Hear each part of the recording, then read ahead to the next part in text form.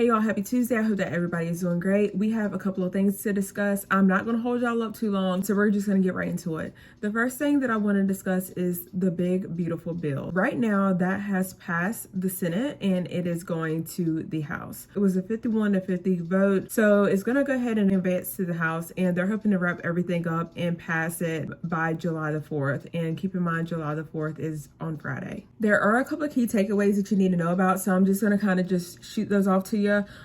So there is a special fund for rural, I always butcher that word, rural hospitals, and that actually faced budget cuts, but that bill was boosted to $50 billion, and that's up from the original, which was $25 billion. There was also a push to slash the federal funding for Medicaid expansion states, but that did not make it into the final bill. There's also an extension of Trump's 2017 tax cuts and provisions to temporarily eliminate taxes on overtime and tips. Also with this bill, there will be new funding for military and the immigration enforcement and deportation plans. Some of that will actually be paid for with the hundreds of billions of cuts to Medicaid, SNAP, and also the clean energy funding. So they are pulled in from a couple of different pools. Like I said, the SNAP, the clean energy, and Medicaid, and they're going to put it into the deportation and the deportation plan, should I say. With that, the debt ceiling would raise to $5 trillion.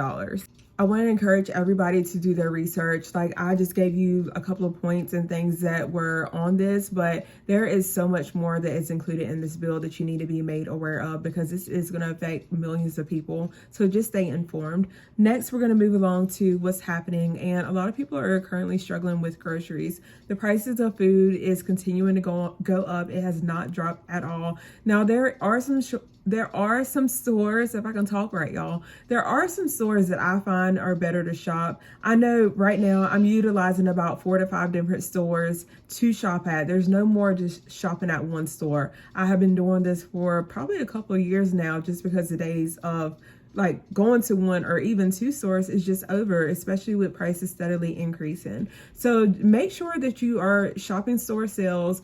Also consider going in with family and buying bulk, to one of these big box stores like Sam's, Costco's, BJ's. And that kind of can offset the cost for you. Just consider doing that. If you're in need of food, consider going to a food bank. Now, I would say to use that. Obviously, we're all adults, but I always feel like you should only use a food bank if you truly need it. If you have a house full of food, I don't say just go there to rack up and stock up more. If you truly need it and there's truly a need for, you or somebody in your household or family members, definitely utilize it for that. But I don't feel like it's okay to take advantage of food banks just to add to the stockpile. That's just my personal opinion when it comes to things. Things are so hard right now. People are also using finance places like Klarna to pay for groceries. It's like a buy now, pay later type thing where you have installment payments. That just shows you what kind of times we are in. And just kind of look at your grocery bill and find out where you could possibly cut costs. A lot of times people are not able to get those comfort foods and things that they used to buy. But again, I always say treat yourself, because especially with what's going on, it's also a way to boost the morale, if you're down or if you're going through things, like a chocolate bar or cookie or something like that is gonna just make you feel happy, right? So although it might not be healthy, it's definitely something that can boost the morale. Unfortunately, my personal opinion is that a lot of people may actually do things that they don't want to do just because they are struggling for food. And at the end of the day, you have people that have to provide for their families. And I feel like we're coming to the time and point where people might do drastic things certain times, and drastic calls for, what's that saying? Drastic times call for desperate measures or something like that, y'all. I'm drawing a blank. I will butcher a saying in a minute.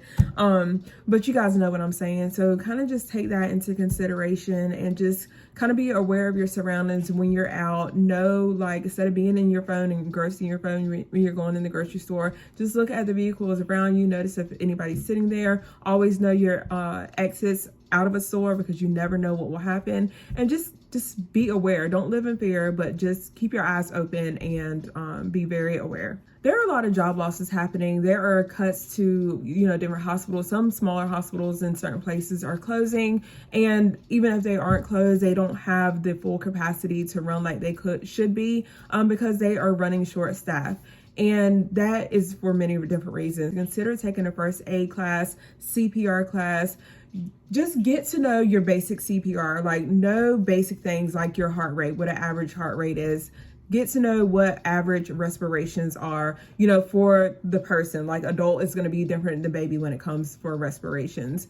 Know how to apply a tourniquet, and not only apply a tourniquet, but know how to apply it correctly. Just know those things, because it's getting to the point where, and it has already happened. It's not that this is just happening right now. There have been times where people have called for EMS and they have arrived like an hour later, 2 hours later, just because you never know what's going on. In the case of something big happening, you don't want to just depend on them. You do want to have some way that you can possibly save somebody's life. So again, that's just a couple of things that hopefully will help you.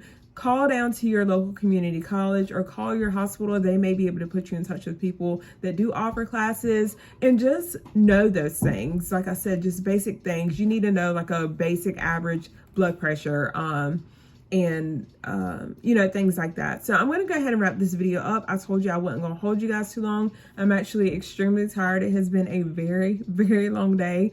And I think it's a little bit after 6 o'clock. So I'm going to go ahead and wrap this video up. Thank you so much for taking the time to watch. Take care, stay safe, and I will see you guys in the next video.